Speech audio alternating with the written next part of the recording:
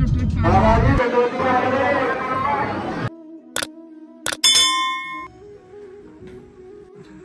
चलो ऋतु जल्दी आ जाओ, लेट हो रहे हैं हम लोग, बहुत टाइम हो गया। चलो आओ जल्दी आओ। Get ready for Vrindavan. बहुत सुंदर बना हुआ है। आपने बनाया है? मेरी पेंटिंग है, ये नीचे लिखा हुआ देखो। घर में जितनी लगी है ना सारी मेरी पेंटिंग है। ये देखा आपने मेरी बुआ ना आर्टिस्ट ने कितने सुंदर राधा कृष्ण बनाए हुए थे, देखा आपने?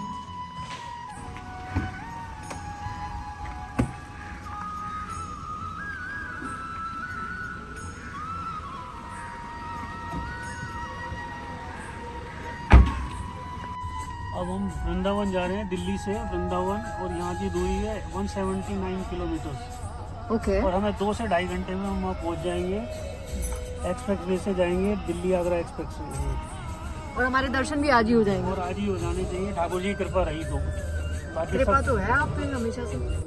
बोलो बांके बिहारी लाल की जय। नहीं फॉगी 3 आ रही।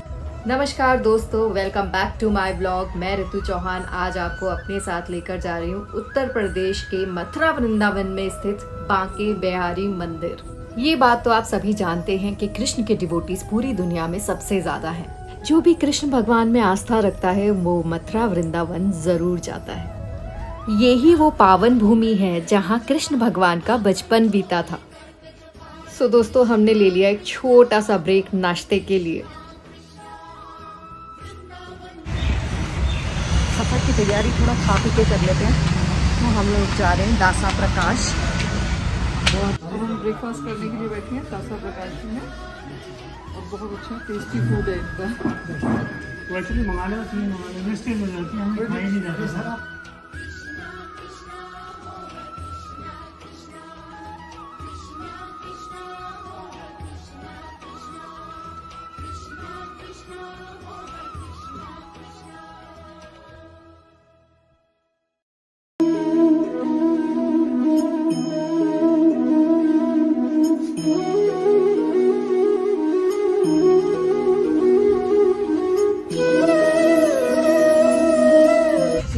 बिहार जी के दर्शन करेंगे, इस्कॉन मंदिर भी जाएंगे, और हो सका तो निधिवन भी जाएंगे। निधिवन जाएंगे। निधिवन जाएंगे, बड़ा कोशिश करेंगे, टाइम पे डिपेंड करता है। बहुत अच्छा है निधिवन, वहाँ के बारे में बहुत अच्छे से एक्सप्लेन किया जाता है, तो वो सारा है ना आप एक्सप्लेन कर सकते हैं। जाके आपको बताएंगे एक्सपर्ट के साथ। निधिवन जो है रोज रात को रासलीला मनाने आते हैं। और ऐसा भी बोलते हैं और राधा जी की जितनी भी सखियां हैं वहाँ पर रात भर डांस करते हैं। और वहाँ पर क्या होता है, उनकी शयन बिछाया हुआ है, उनका कमरा है, उनका बिस्तर है, डबल बेड, और वहाँ पर पान का बीड़ा रखा जाता है, लड्डू रखे जाते हैं भोग के लिए उनके। लेकिन जब सुबह आके वहाँ पर देखा जाता है तो वो लड्डू फूटा हुआ होता है, पान का बीड़ा खाया हुआ होता है, सलवटें होती हैं बिस्तर पे। तो बड़ी मानता है उस चीज की, लेकिन आप रात को वहाँ नहीं रुक सकते। अगर कोई रुकता भी है तो वो जितने भी रुके हैं या तो पागल हो गए हैं या आंखों से अंधे हो गए, तो इसलिए वहाँ पर जाना बिल्कुल मना है। मुंबई से मथुरा वृंदावन पहुंचने का रास्ता भी बहुत ही अच्छा बना हुआ है। आप पहले नोएडा पहुंचते हैं, नोएडा से ग्रेटर नोएडा, और उसके बाद आप एक्सप्रेस वे टच करते हैं। और एक्सप्रेस वे इतना अच्छा है, वहाँ ड्राइव करने का एक अलग ही मज़ा आता है। ट्रैफिक का भी कोई इशू नहीं है, आप बहुत आराम से मथुरा वृंदावन का रास्ता तय कर। अच्छा, इससे अच्छा क्या होगा भाई। यही है वो यमुना नदी जिसे पार करके कृष्ण भगवान के पिता वासुदेव ने कृष्ण जी को नंद भवन में छोड़ा था। ये लीजिए, तो हम पहुंच गए हैं वृंदावन। बस अब कितना सा टाइम रह गया, लेकिन अभी भी दिखा रहा है 20 मिनट। तो सिटी में है ना, भीड़ भाड़ भी होती है। वृंदावन एंट्री कर चुके हैं, बस यहाँ से अब मंदिर तक पहुँचने का जो रास्ता है वो है 20 मिनट का। यहाँ से लिखा है वृंदावन। भाई जिस रास्ते से जाते हैं वो रास्ता बंद था, वहाँ पर कुछ कंस्ट्रक्शन चल रहा था, तो हम आए हैं यहाँ अंदर बिल्कुल ही गांव वाले एरिया में। और थोड़ा सा डिफिकल्ट है रास्ता, बट हमारे साथ जो अंकल की इतनी जबरदस्त है कि वो सारे हर्डल्स को पार करके हमें मंदिर के दर्शन कराएंगे। फॉर्मूला 1 चला रहे हैं। फॉर्मूला 1 चला रहे। अरे बड़ी गाड़ी आ रही सामने से, यहाँ से ये गाड़ी कैसे निकलेगी? हमें इधर थोड़ा कटना पड़ेगा क्या? ये किधर है? हमें हाँ ये गया इधर, हमें सीधा जाना है। रुको अंकल, इसको भी जाने दो भाई, निकलो निकलो। बोलते हैं किस्मत, बांके बिहारी लाल की जय। इतनी बढ़िया पार्किंग मिल गई, फर्स्ट क्लास पार्किंग बढ़िया मिल गई। ये ऑटो रिक्शा चलती है जो कि यहाँ से ये मंदिर तक हम इस ऑटो रिक्शा में जाएंगे। आ जाओ बुआ, ये लो जी, बैठ गए हम। अंदर की कनेक्टिविटी यही है सारी। जाना हो या खीर घाट जाना हो, वृंदावन के बिहारी जी मंदिर जाना हो, हमें ऑटो लेना ही पड़ेगा। भाई अंदर का रास्ता इतनी छोटी छोटी गलियां हैं कि गाड़ी नहीं जा सकती है, तो हमें वहाँ का लोकल ट्रांसपोर्टेशन लेना ही पड़ता है। ये लंबी लाइन थी, देखकर लग रहा था जैसे आज तो दर्शन ही नहीं हो पाएंगे, लगता है सुबह तक खड़े रहना पड़ेगा। बट हमें यहाँ पर ये सज्जन मिल गए, इनका नाम था नंद किशोर जी। इन्होंने बोला कि मैं आपको दर्शन कराता हूँ, एक दूसरे रास्ते से लेकर जाता हूँ। तो फिर हम चल पड़े इनके पीछे पीछे। अगर आप यहाँ आ रहे हैं तो एक दो चीज़ों से खबरदार कर देती हूँ मैं आपको कि अपने फ़ोन्स, चश्मे सब छुपा के रखें, बिकॉज़ यहाँ के जो बंदर हैं वो छीन कर ले जाते हैं और वो वापस भी दे देते हैं। लेकिन उसकी एक ट्रिक है, आपको उन्हें फ्रूटी देनी पड़ेगी। आप फ्रूटी देंगे तो वो जो भी चीज़ आपकी पकड़ेगा हाथ में वो छोड़ देता है, फ्रूटी कैच कर लेता है। नंद किशोर शर्मा मेरा नाम है, तीर्थ पुरोहित पंडा है हम। अच्छा, दर्शन का और तीर्थ कराने का काम है हम लोगों का। बहुत बढ़िया। पूरे वृंदावन का या पूरे क्षेत्र का तीर्थ कराने का हम लोगों का यही काम है, दर्शन कराना, पाठ पूजा कराना, हवन कराना, जो भी काम हो। नहीं वो तो देखा हमने, वहाँ पे कितनी भीड़ में से कैसे कैसे हमें कहाँ से लेकर आए हैं। हम तो शायद हो सकता है वापस ही चले जाते, इतनी भीड़ देख के, है नहीं? यही हम लोगों का काम है कि कैसे काम किया जाता है, आदमी किसी को भी परेशानी ना हो और दर्शन हो जाए आराम से। टाइमिंग क्या रहते हैं वैसे? ये इस समय तो 4:30 से खुलेगा और 8:30 पे बंद हो जाएगा, और सुबह 8:30 पे खुलेगा और 1 बजे बंद हो जाएगा। अच्छा अच्छा। और फिर गर्मी जब आएंगी तो 7:30 पे खुलेगा और 12 बजे बंद हो जाता है। जब बाहर आते हैं वो कौन सा समय? ये बंगला के समय आते हैं 4 महीने के लिए। वो कब से शुरू होगा? लगभग काक में, जब आपके काक में जो होली निकल जाएगी उसके 1.5 महीने बाद ये शुरू हो ठाकुर जी के लिए क्या लेना प्रसाद जो ठाकुर जी को आनंद? ठाकुर जी को आपका भाव का जो भी हो सब पसंद है। फूल माला लीजिए, पेड़ा लीजिए, मेवा बाटी लीजिए, तिल के लड्डू लीजिए, तो जो आप। मैंने कहा है कि इनके लिए वो ले लेते हैं, ठाकुर जी के लिए प्रसाद के रूप में पेड़ा और एक हार फूल ले लेते हैं। मैंने वो देखा यहाँ पे माखन मिश्री भी। माखन मिश्री का भोग सुबह के वक्त लगता है। इस समय हाँ ठंड का समय है तो इस समय गला ठंडा हो जाएगा, ठाकुर जी का खांसी हो जाएगी, इसलिए हाँ, इसलिए सुबह के वक्त ही इसका माखन मिश्री का प्रयोग होता है। ठीक है, तो ले लेते हैं, पेड़े ले लेते हैं। हाँ, पेड़ा ले लीजिए, फूल माला ले लीजिए। आजा पेड़ा दे दिए ये वाले। हाँ, कौन से अच्छे? ये दोनों चीज कराइए, पेड़े का लगता है, तिल का समय चल रहा है तो तिल का दोनों मिक्स कराइए। हाँ, दोनों मिक्स कर दो,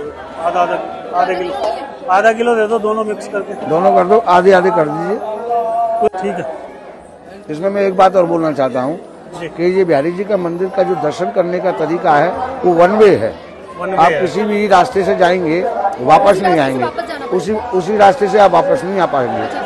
आपको जैसे 3 नंबर से जाएंगे तो 4 नंबर से निकास होगा, 2 नंबर से जाएंगे तो 1 नंबर से निकास होगा। लगभग 500, 600, 800 मीटर आपको घूम के आना ही पड़ेगा। तो दर्शनार्थियों से मेरा यही अनुरोध है कि वो जूता घर में ही उतार के आए, जो बांके बिहारी मंदिर की तरफ से निःशुल्क है। जो लोग यहाँ आ जाते हैं जूते चप्पल पहन के मंदिर तक, और वो उतार के मंदिर में जाते हैं, दर्शन करके वो दूसरे गेट से निकलते हैं, घूम के वो दोबारा भीड़ कर देते हैं।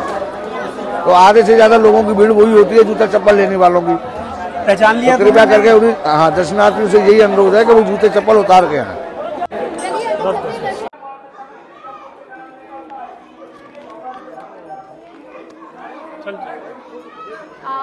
ये प्रवेश मार्ग है, गेट नंबर 2। बस गेट खुलने का हम लोग इंतजार कर रहे हैं। जैसे ही गेट खुलेंगे हम दर्शन के लिए अंदर जाएंगे।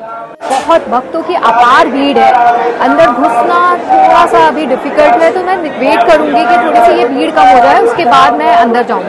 मतलब हम लोग अंदर जाएंगे, हल्का सा भीड़ यहाँ से कम हो गेट से, फिर हम अंदर जाएंगे। चलिए तो मंदिर से जुड़ी कुछ बातें कर लेते हैं। बांके बिहारी मंदिर का निर्माण 1860 में कराया गया था। इस मंदिर की स्थापना बांके बिहारी की ये छवि स्वामी हरिदास जी ने निधिवन में खोजी थी। मंदिर के पट भी खुल गए हैं। चलिए अब आपको मंदिर के अंदर के दर्शन कराती हूँ।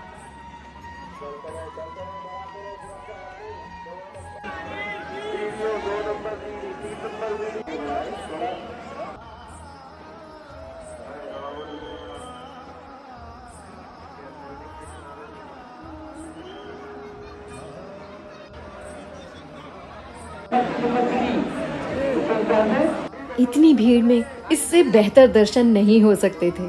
बांके बिहारी लाल की जय।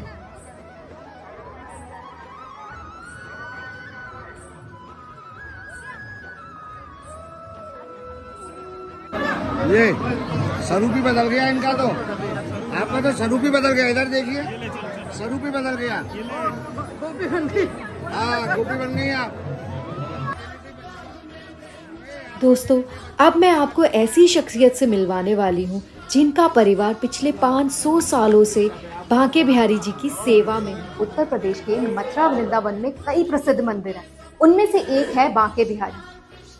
तो दोस्तों कहा जाता है कि इस मंदिर के जो दर्शन कर लेता है उसका जीवन सफल हो जाता है, और ये मंदिर पूरी दुनिया में प्रसिद्ध है।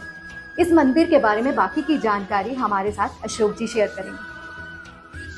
तो बताएं अशोक जी। ठाकुर श्री बांके बिहारी जी का जी प्राकट्य निधिवन में हुआ।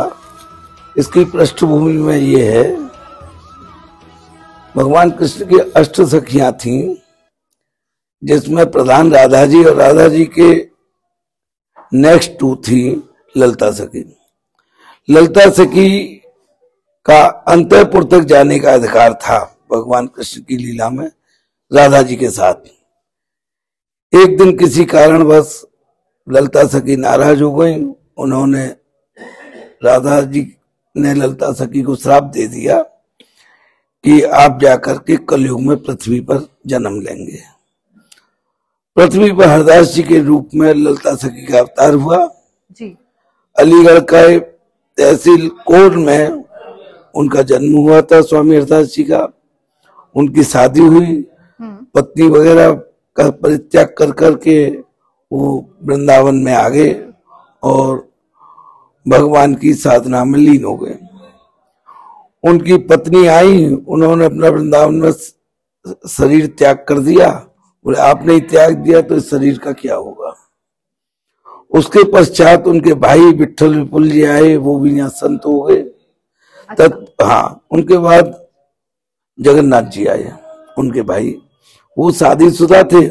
उन्होंने ये कहा आप तो भजन पाठ पूजा करने में सक्षम है, हम नहीं हैं, तो हमारे भविष्य का क्या होगा, हमारे आगे जो हमारा वंश होगा उसका कल्याण कैसे होगा। तो उन्होंने प्रार्थना की प्रिया प्रीतम राधा रानी से और कृष्ण जी से, आप इनके कल्याण के लिए मूर्ति रूप में हमको प्राप्त हो जाओ। तो निधिवन में जगह में एक प्राण दो देही के रूप में श्री बांके बिहारी जी का प्राकट्य हुआ।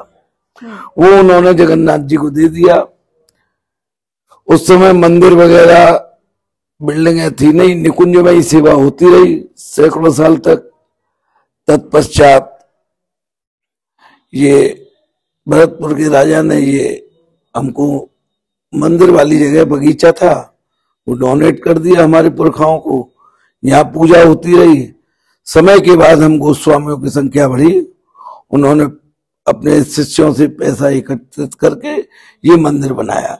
ये मंदिर 162 साल पुराना है विशाल रूप में। बांके बिहारी जी की मूर्ति 500 साल पुरानी है। स्वामी हरदास जी का इतिहास 550 साल से पहले का है।